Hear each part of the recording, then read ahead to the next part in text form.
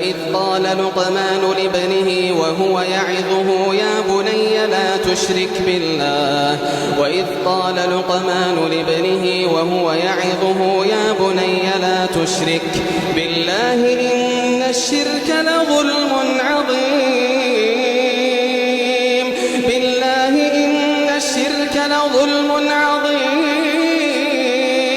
وإذ قال لقمان لابنه وهو يعظه يا بني لا تشرك بالله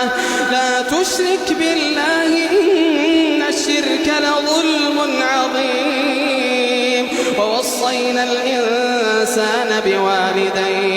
ووصينا الإنسان بوالديه حسنا ووصينا الإنسان بوالديه حملته أمه وهنا على وهن وفصاله في عامين أن اشكر لي ولوالديك إلي المصير وإن جاهداك على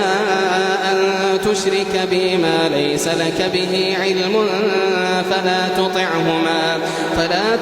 فلا تطعهما وصاحبهما في الدنيا معروفا واتبع سبيل من أناب إلي ثم إلي مرجعكم فأنبئكم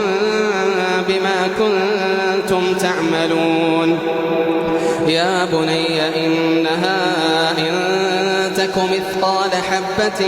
من خردل فتكن في صخرة يا بني إنها إن تك مثقال حبة من خردل فتكن في صخرة أو في السماوات أو في الأرض يأت بها الله إن الله لطيف خبير